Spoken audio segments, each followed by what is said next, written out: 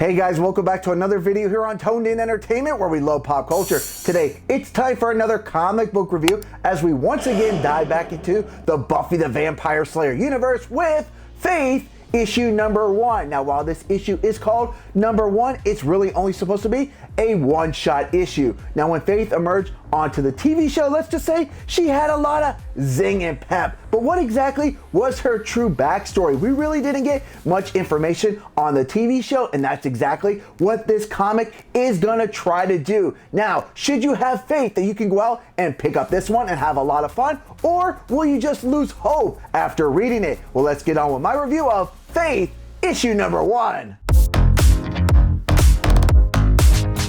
As this issue begins, it opens up with some old sappy movies playing at a theater. And for Faith, she's definitely not digging the choice of movies here. But since she's in the theater all by herself, and let's face it, even if she wasn't, she has no issue letting out what her thoughts are, or heck, even taking a quick siesta when she's bored. Now, while it does appear that Faith has the movie theater to herself, there's at least one other entity interested in checking out the very same film. Now, as each panel goes by, it says later, which leads us to believe that Faith is having herself a good old movie marathon with the movie that she's been waiting for finally ready to show. And that movie choice being Die Hard, which of course is an awesome choice. Now, it looks like Faith isn't the only one interested in checking out another movie with John McClane, as there's 3 vampires quickly sneaking up on her. But as we change the page, it flash forwards to Faith sitting here in a puddle of her own drool, and she's in a completely different outfit. As it's illustrated here, Faith is also once again by herself in the theater. As she makes a mad dash out of the theater, she calls out for a co-worker named Sully, but finds nothing but a completely empty complex. Faith's next step is to call Sully, as she has no recollection of what's going on, other than dumping a large popcorn over someone's head who she believes deserved it. But after that, it feels like that her memory has been wiped. When Faith tells Sully that she's upstairs by the booth, Sully is puzzled because she bailed out that night without completing her cleaning duties. With it now being 1 a.m. in the morning, Sully tells her to just go home or go wherever she goes and hangs up on her, while she's still in a confused state as to what's going on. Now we're gonna get some flashbacks where it has 3 blurry figures from her point of view, illustrating that they came to find her possibly after some type of altercation. And after that, Faith is shown fighting vampires, doing more training, and receiving advice from one of these men as he tells her, "Listen, Faith, you have to react. Just be yourself." Now, over the next 4 pages, we're gonna get some creepy illustrations of Faith as a child and as someone who would just sit down and binge watch movies all day long. Because while there are many things in her life she couldn't control, movies were the one thing that helped her understand everything she was scared of. Faith is also frustrated by the fact that there are some people who are more privileged that get to play by another set of rules, as illustrated here in what I interpret that this young man was probably heckling her, and Faith decided it was time to make up her own set of rules, which of course only gets her into more trouble. And down on the last page of these black and white flashbacks, it's apparent that Faith didn't have the best situation growing up, that she became so perplexed with everything that was going on, she didn't even know if she could even trust herself. She wakes up not knowing how she got home. She wakes up hurting like she's in a fight she can't remember, that the nightmares she has more than often don't go away. And as she's being bum rushed by a group of demons here, she doesn't have any answers, and she actually ponders if she ever had them at all. Now we're gonna see Faith battle it out back and forth against a demonic being as the 3 mysterious humans look on in the distance, trying to decide if they need to step in to assist her. The man in the top hat will tell Raquel to have the vial ready just in case. Faith will take some bumps during this scrap, but as she begins to fight off the demon, it decides it'll take off to fight another day. Now, those 3 mysterious humans have come all bearing crosses, and that's what probably spooked the vampire, making it run away. Now, when Faith goes to confront the trio, the man named Joseph tells her that they are friendly. But before he can introduce the other 2 to Faith, she says she knows their names, Bentley and Raquel.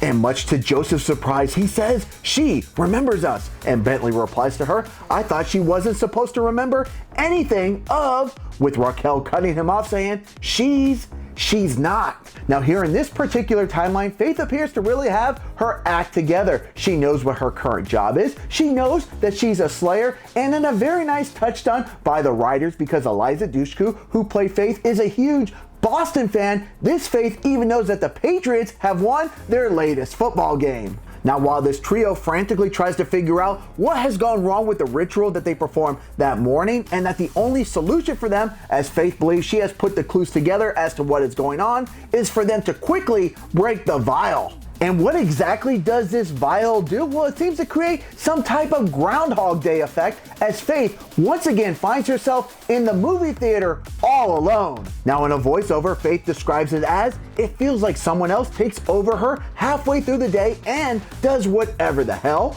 brings her back, and it starts all over again, and she has no idea of how to stop it. Now Faith is back in the very same timeline, but however, once again, it's just a new reality. As the same creature tracks her down, she goes to fend it off, but when she sees that this creature has fangs, this time she is freaked out and now makes an escape for her to fight another day. And this time it will be her watcher Wesley that will handle this pesky vamp. Now as Wesley goes back and jumps on a video chat with Dorothy, as he now knows how Joseph, Bentley, and Raquel are manipulating with Faith's reality through the vial that they are using on her seemingly over and over again until they get the results that they desire. Dorothy tells Wesley that Sunnydale will need as much strength as possible, and that they are trying to have a Slayer that functions on the idea if you take away all the good things that compromise a good Slayer. Attachments, emotions, all the distractions, the cruelties, that it will make the best Slayer.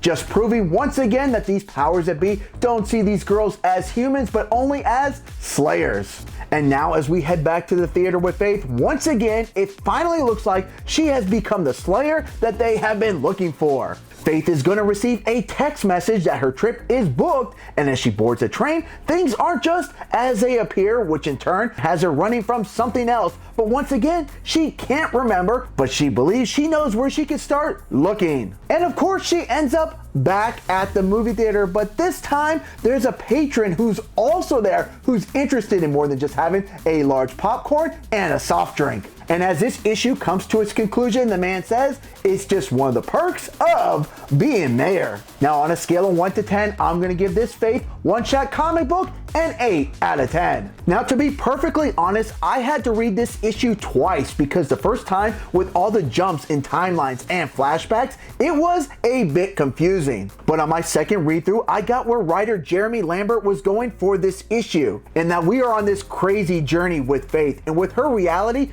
being blurred, so should ours. Now this comic does come at an $8 price point, so I would only recommend this issue to the most hardcore Buffy or Faith fans, even though it's being advertised that this comic is the future of the Buffyverse, so I'm definitely curious as to where this story will take us. Alright guys, well that's gonna wrap up this comic book review for Faith, issue number 1. Now, did you read this issue and what were your thoughts? I could see how some people probably don't like this issue, but if you did read it once and you weren't too interested in it, my advice is go back and read it a second time. I got a lot more out of it in my second read, and sometimes it's nice to not just have everything just put in front of us in black or white. I always like shades of gray, and that's what I feel like this comic was. Alright guys, if you like comic book reviews like this, make sure you subscribe here to Toned In Entertainment for future videos. Subscribe to the channel.